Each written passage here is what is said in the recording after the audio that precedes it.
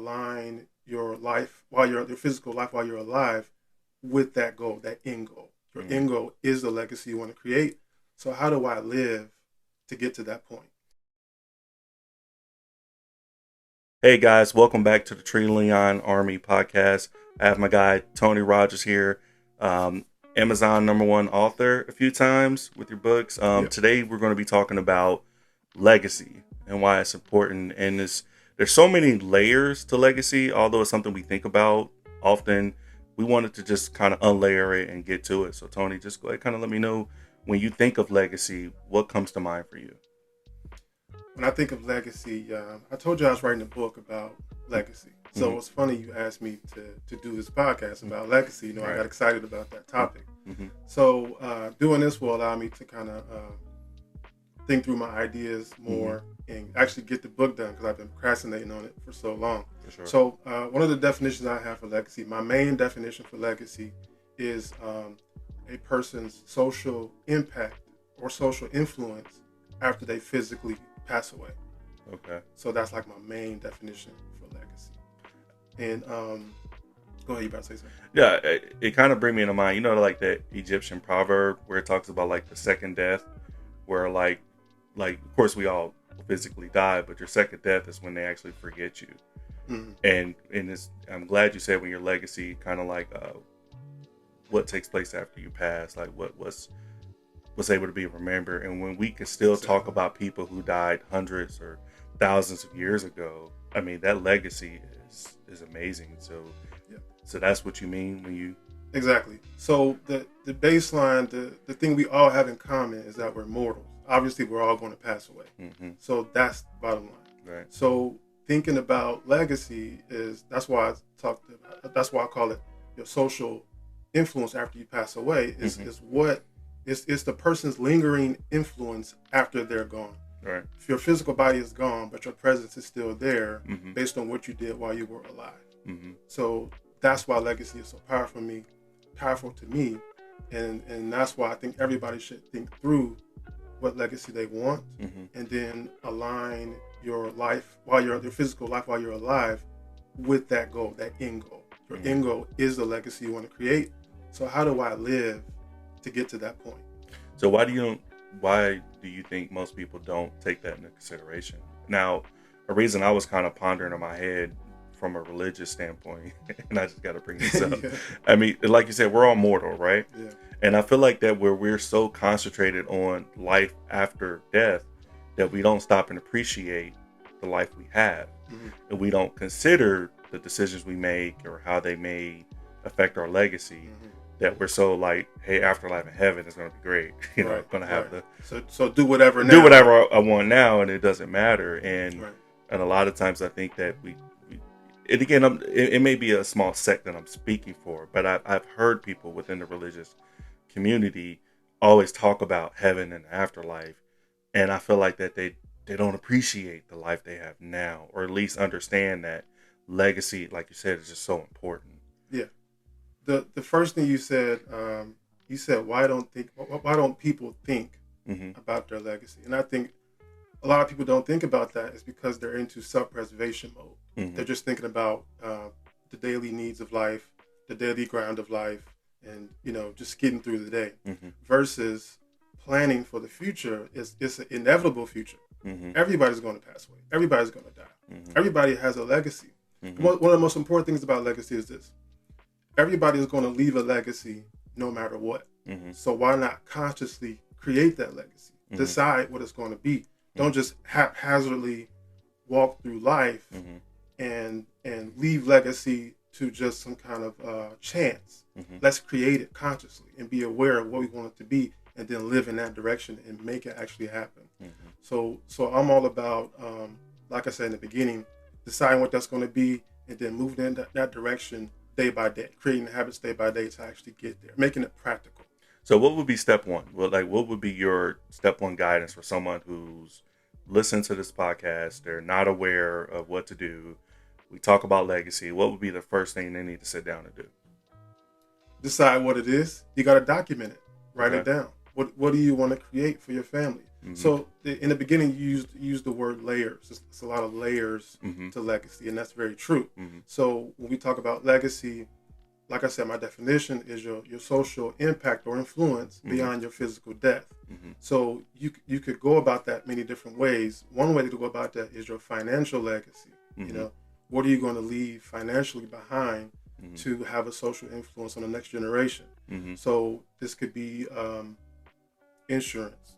Right. You know, how is your insurance set up? Your life insurance set up for your children or your wife? Right. You know, when you pass away, are they set for when you pass away?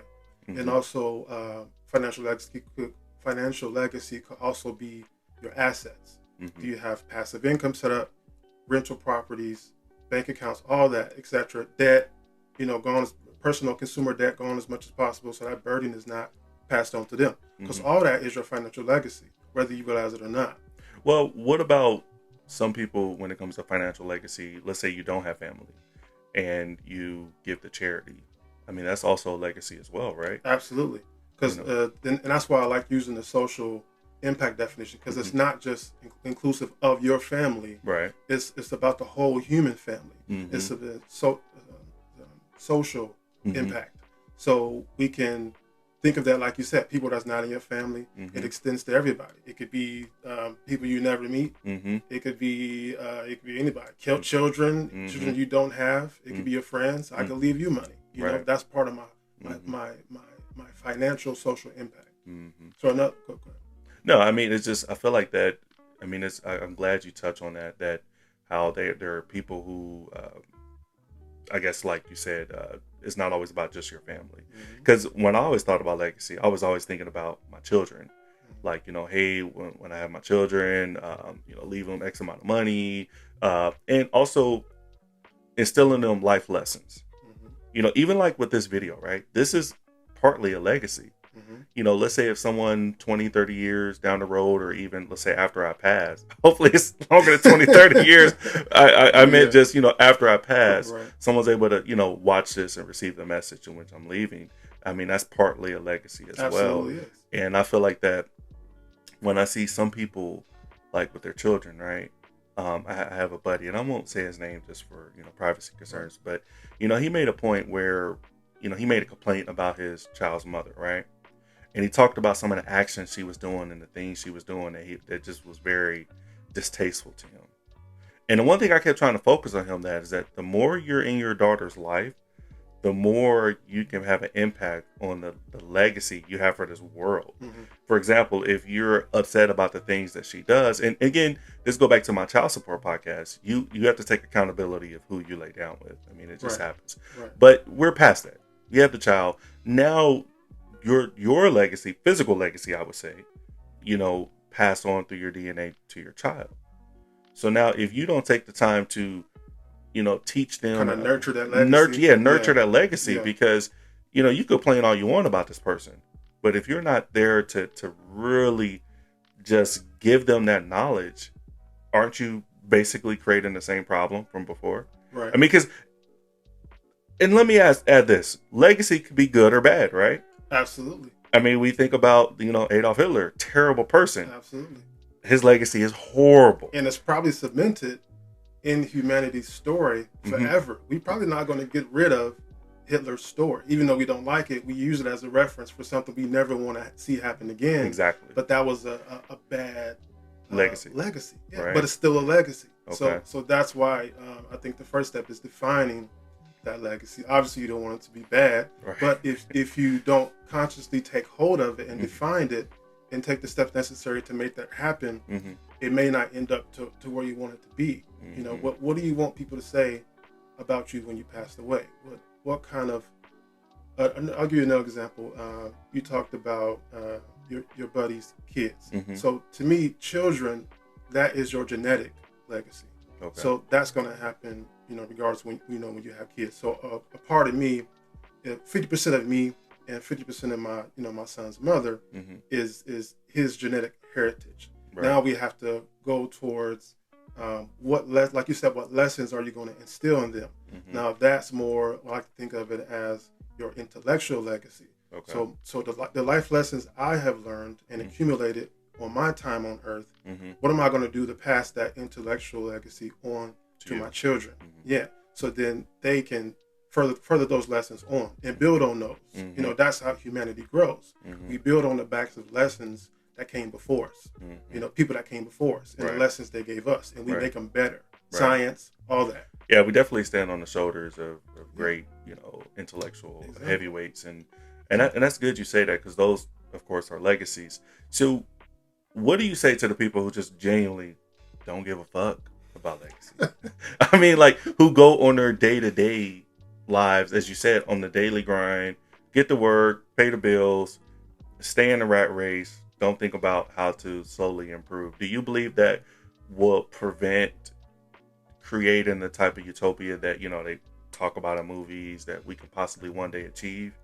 That if we don't, because I feel like if you're conscious of your legacy in a good manner, not as in the evil way as we gave, like, you know, tyrants, or you know, people like that, but you're conscious in a good way of what type of legacy you leave with your children, with the people around you, people that may not be directly affected, you know, within your genetic legacy, I should say. But you're conscious of your legacy. Wouldn't we slowly start making a better world?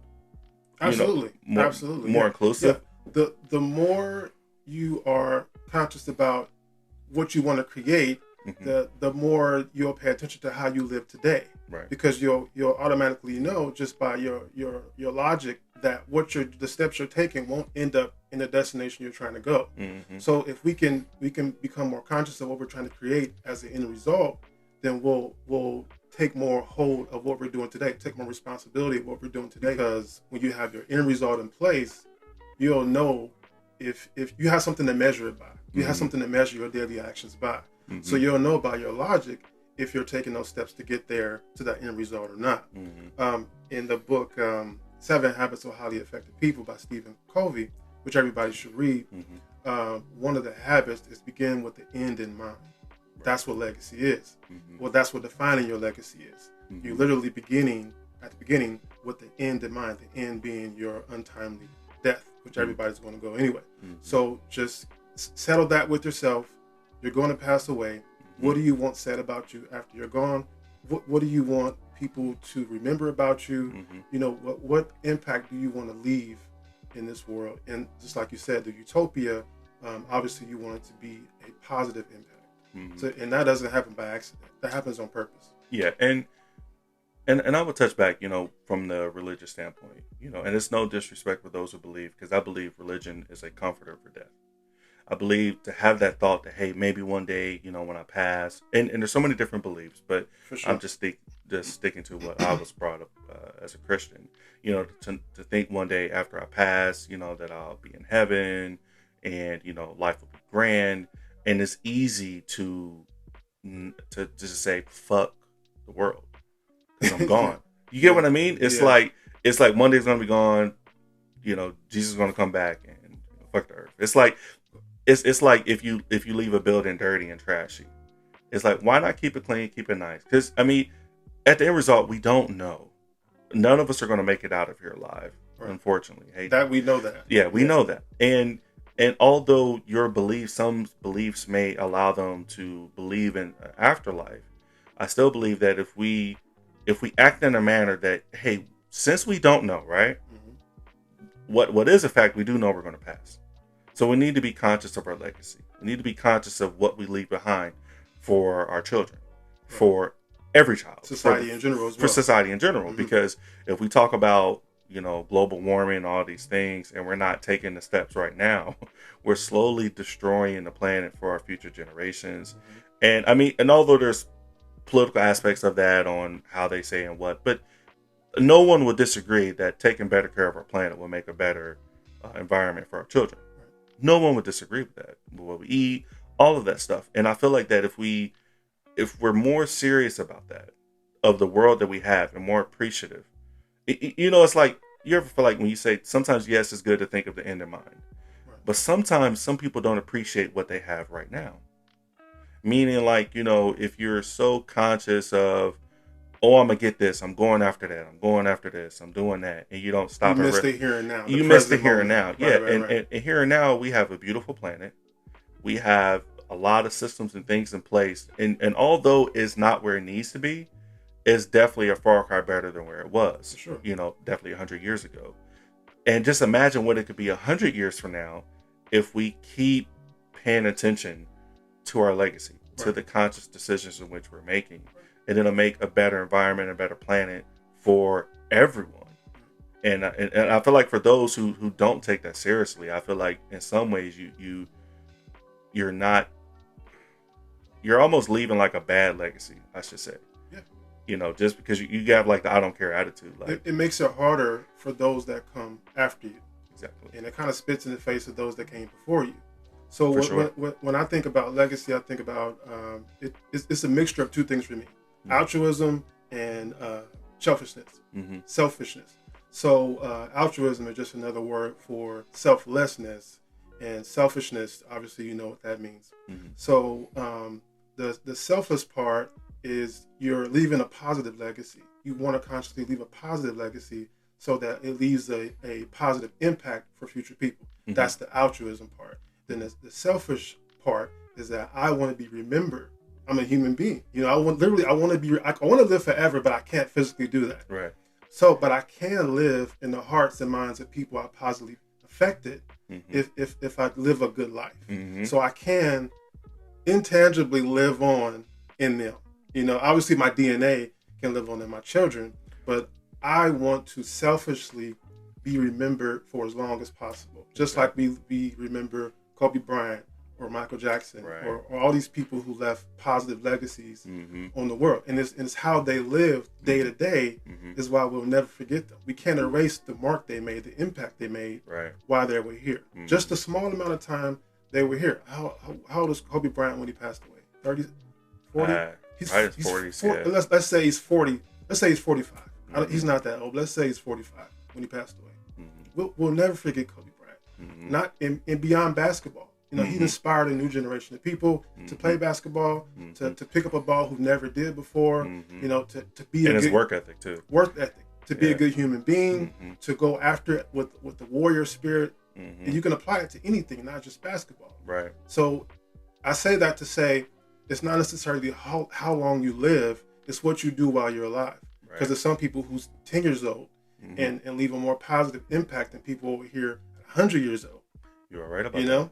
You are right about that. I mean, and like you said, there's younger people who are living and who are actually, and I would say making moves is not necessarily like how much money you have in the bank, what financial decisions you make. I think it's like you said, it's the social impact you have on the world in a positive way, where people can either watch your content, read your books, digest what you leave, and be able to actually make moves based on what you suggested. What you just said is important.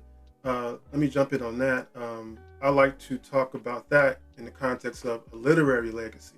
Like we said, there's many layers to legacy. I said financial legacy, intellectual legacy. I like to talk about that in the content wise in the literary legacy. That's also intellectual too, because it's ideas. It's the communication and preservation of ideas. So that's part of intellectual legacy. But literary legacy is something I think everybody should take into consideration as well. What that means is taking your ideas, and yes, you can document and preserve them in video, but I think every man, particularly men, because I think men are leaders, and we should lead with our ideas and lead with our lessons. We should write them down. So literary is obviously the written word. I think all men should write a book and leave that for their kids and be able to pass that physical legacy down in the form of a book to their children. You learned something while you were here. You made mistakes. Document that stuff. You never know when your time is going to come and have that to pass down. And I remember your book, was it How to Write a Book or Why You Should Write a Book? What was that book is called Writing to Make a Difference. Okay. How to leave a legacy by writing a nonfiction book. Yeah, I mean, and I think that's very interesting. I mean, of course, we live in a day and age where what do you call it? I say TikTok age or the microwave thinking age, where we want something quick, like back in the day, oven cooking, you had to put something in the oven, bake it for a while. Now we want something quick and fast. Hell, even quicker than microwave. We got to go to get the processed food. So, I feel like that, I guess I don't have an issue with however you leave the information, as long as the message is impactful and there was thought. And I mean, that's like, what's the difference between a poem that we're constantly reading years and years later after that author died? You know what I mean? It's just a beautiful, and it could be, just a few sentences, and it's just a beautiful work of art that just elicits so many emotions out of someone. Right. So I feel like that. I don't want to be the judge or say what you should leave, however you leave, because back when writing was created, that was their way of living beyond death. Oh, for sure. Yeah, that documenting was, their ideas. Exactly. Yeah. So, and I feel like now, we're doing the same. It's just a different format. I think I run literary legacy up because I'm biased towards that, because I'm so passionate about books. Right. And I want. I really think that it's an excellent way to preserve your ideas, and like you said, it's been going on for thousands and thousands of years. So I guess I'm just biased towards that. But like you said, any way you do it, it's the best. Yeah. I mean, because it's easier to flip back, highlight, and I mean, I agree with that. I guess I'm thinking more so in today's society. Oh, I agree with you for sure. Like, just the way, if you want to hide something from somebody, write it in a book. You could talk about their ass like crazy. Yeah. They won't even read it. They're not even gonna read it. I mean, this is just like you said in the beginning. Damn, it's sad, bro. It's sad. You could literally talk shit about somebody you sit next to, write it in a book. It'd be like, hey, read my book. They won't read it. They'll read like the first chapter. But I feel like with however you leave the content, it's definitely something to be conscious of. And I remember years ago you were talking about like leaving videos, like certain lessons for your daughter, or for your son, both of your children now, because it's applicable to them both. And one of the reasons why I started this, and it's kind of like self-help and reactionary, but I wanted to be able to where my children and other people can watch the content, maybe going through this part where they're thinking about legacy, where they're going through certain issues and watching and listen to it and understand what was I thinking when I was 35, when they get 35. Right. Or, like, how was I going through these, navigating life, because when I was younger, of course, we feel invincible. We feel like we're going to live forever. Yep. Now that I'm older, you start thinking about, as your elders and people start passing away, you start thinking like, damn, I'm next. Like, like it's not too far, from the grave. And it's accepting your mortality, I think, is one of the hardest things to do. I think however you do it, if you're, if you believe in religion, if you, and so many people believe in different things. And that's why I never down it, because it's a comfort. I still find comfort in praying, even though I don't agree with a lot of the tenets of religion, but I find comfort in it because it brings me that peace. Just the inner peace, yeah. Yeah, the inner peace. And, as we get older, you start to think, like you said, the legacy, what I want to leave behind, the people I have around me.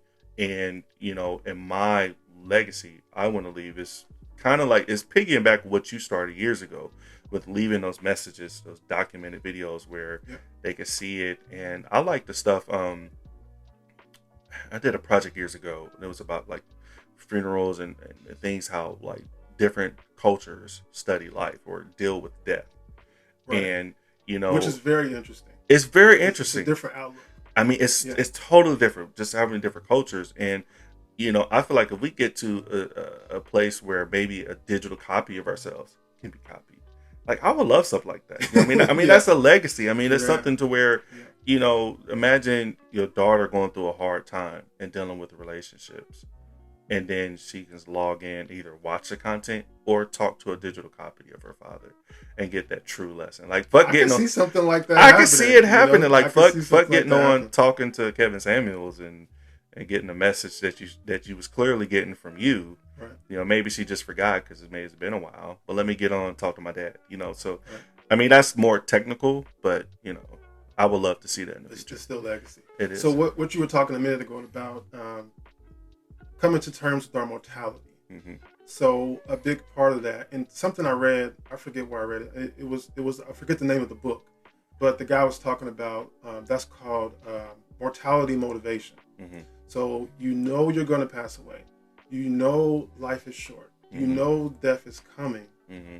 So that motivates you to live your life to the fullest now. Mm-hmm. I mean, I keep saying that circular message throughout this podcast, but that's really the primary point of this whole thing. Mm-hmm. You only have so much time. Mm-hmm. So you got to get busy. Mm-hmm. You don't have time to waste your life. You don't have time to not be conscious of your daily actions and the impact those daily actions have on other people, whether it be your family or, like we said, society as a whole. It's bigger than you, So living from that space of altruism, that selflessness, to think about how can I leave the planet better than I found it, is the key to this whole thing that we call legacy.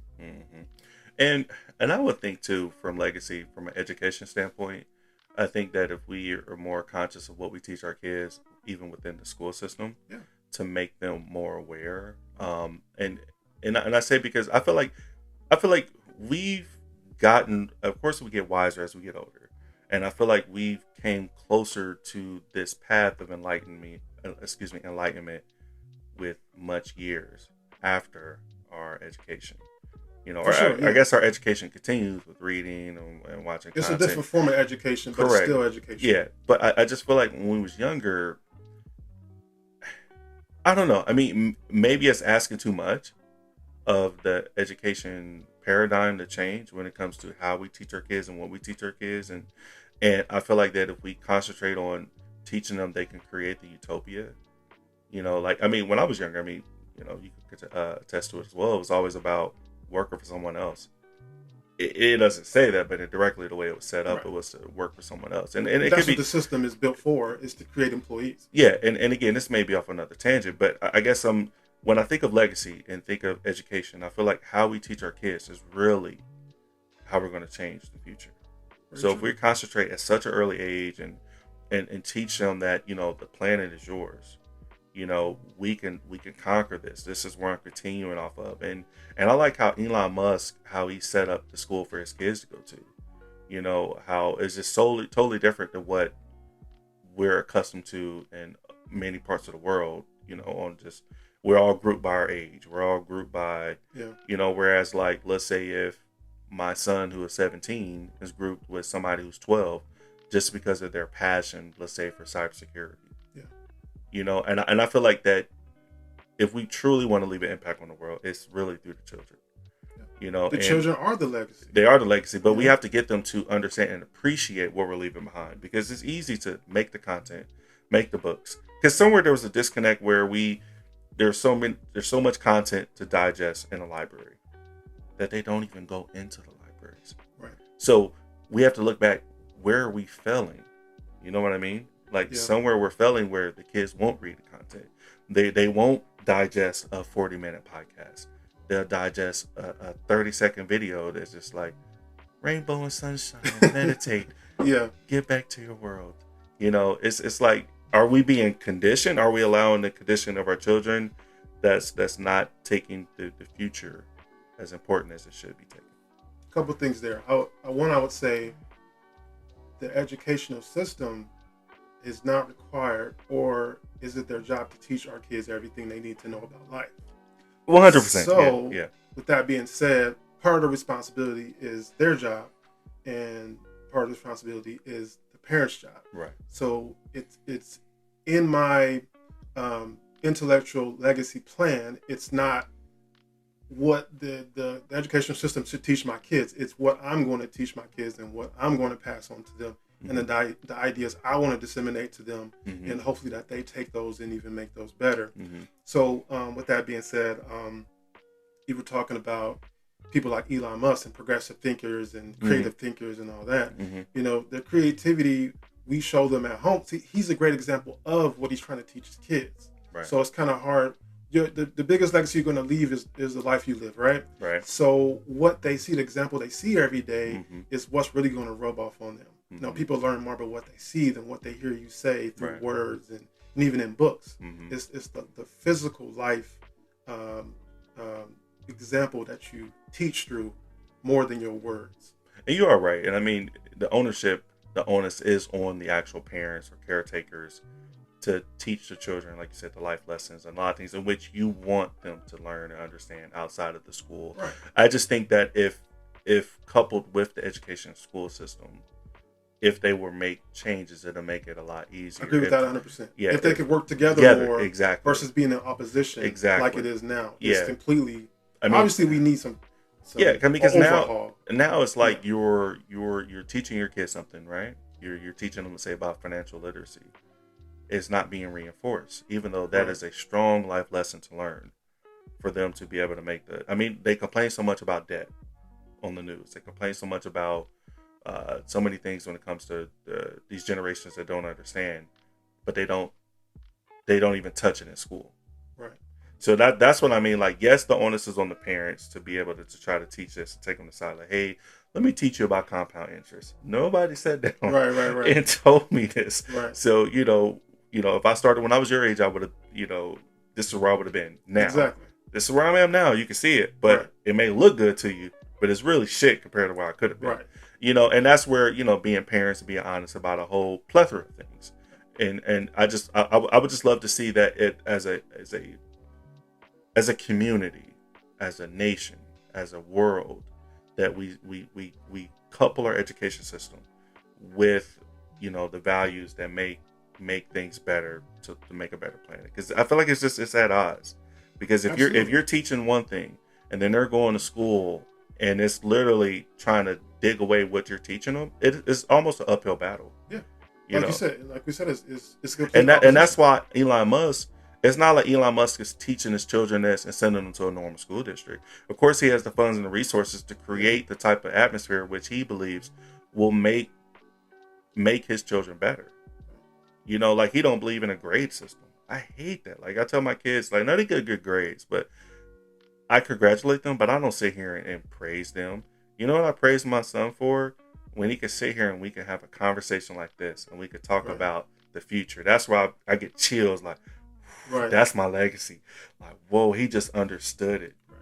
Like, it's funny you say that, because we've had conversations about that off air about, my son and my daughter, and how I can't wait until they get that age where I can have those conversations with them too. Mm-hmm. I can't wait. I'll probably cry. Yeah, it's amazing. Because that, when they can articulate their ideas back to you, and not necessarily the ideas you gave them, but their own thinking, their own creative ideas. That's how you know they got it. And your job is being done. They're being critical thinkers. Right. And now they have something to grow up and mature and pass on as well. Yeah. It's like that extra little notch that I made the world better. So, like, hey, you may not watch a video. You may not listen to the content. But you know what, though? The children in which are brought in this world, be thankful. Be thankful. Right. I'm as we're teaching them how to be critical thinkers and teaching them how to be better. And of course, and I spent that time focused on the education system, because I have I have 7 children. So I have the whole dynamic, a plethora of young to old, ages, all that. Yeah, to see how things, worked as far as, what I was combating against. But, now with the wisdom of being older and have this platform to be able to talk about this stuff, man, hopefully it's something that we do. But, just to start, to wrap this up, man, anything like, just like a quick, like, this is what you need to do to be able to concentrate on legacy, how you hold yourself accountable. And I did make a video about self-accountability, because at the end of the day, it does come down to you as a person to hold yourself accountable to the goals and things you make. It's not our job. It's not anybody around you. They may give standards, as you're going to share standards that you write in your book. But this is really just, again, the battle is yours. Go ahead. All right. So a few things to wrap up. I would say, like I said, first you got to define your legacy. Decide what you want your end result to be. You're going to pass away. What do you want to leave in the hearts and minds of the people you love and society as a whole? So you define it first. Got that. Number 2, you're going to make a plan to actually get there. You got to be practical. The first part is the dreamer part. Just defining it. Oh, this is great to create this legacy, to leave this money, to have this social impact. That's the dreamer part. Now we got to get practical. Number 2, make a plan. How are you going to get there? What steps are you going to take today to get to that end result? You got dreamer, now you got the practical part. Third part is you got to take action every day, the daily action. That's the self-accountability part you were just talking about. Dreamer first, practical plan, now self-accountability every day to actually get there. Then you want to step back and maybe check on yourself. You got to measure your progress maybe every 6 months or so to see how are we doing, how are we progressing to get there. And I recommend doing that, but not just you, but also your family, because your family is included in a legacy as well. And as men, as leaders, we're the leader of our families. We should sit down with our family regularly and see how are we moving towards that legacy as a group. How are the children doing? How are we doing financially? What's our relationship legacy that our kids see us doing as a marriage, as how a relationship? How would you tailor that closing for the new family dynamics? Meaning where you have single parent homes, where you don't have men in the household, or let's say you may have same-sex relationships, or is it where whoever plays the masculine role? Is it something? And this could be a whole nother tangent, but just to tailor it towards someone who maybe didn't resonate with what you just said. If it's only you in the household, all you have is yourself. Right. So, like I said in the beginning, either way you look at it, you're going to leave a legacy regardless. So sit down and take those same steps, but just they will be only for you. What do I want to do? What legacy do I want to leave? What plan do I have to make my social impact and create financial wealth for myself? What am I going to do? Right. And, and that's with any family dynamic. Somebody has to sit down and plan, and somebody has to make sure we're taking steps to get there. However you do that is up to you. I think that's perfect. Hey, listen, everybody, thank you today for listening. We had a great conversation about legacy. Again, his name's Tony Rogers. Just give a shout out a few of the books you wrote. I'll put the links in the description. Buy his content. I mean, I feel blessed that I know him personally, so I'm able to not only read his books, get his signed books, I'm also able to get him on this podcast and get his direct content. So the plethora of knowledge that he shared today, he goes well in depth in his books. So definitely take the time to read his content. And anything to add on before we get out here? You can find me on Amazon at Tony Rogers Jr. That's where you'll find most of my books. You'll find some other ones that I write under a pen name at Maurice Rogers Jr. Look up Tony Rogers Jr. and you can find the rest of them there. All right. Next time talking to Mike when you do that. It's like, damn, I got to edit it differently. But as he said, you can follow him on Amazon, Tony Rogers. I will have the links in the description, so just make sure you check them out. Thank you guys for tuning in. If you agree, hit the like button. If you disagree, hit the dislike. But jump in the comments. It's an open dialogue. Is every video which I'm making, I'm focusing on, we're not coming to answers or conclusions, because as with anything, things can change over time and develop as we get more information as a society. Jump back to this ad. Hey, True Leon, you were motherfucking wrong, man. This is how you leave a legacy, or you were right. This really worked. So, this is a developing conversation that we may have again in the future. I like that. So, hey, thank you guys. Tune in. We're out.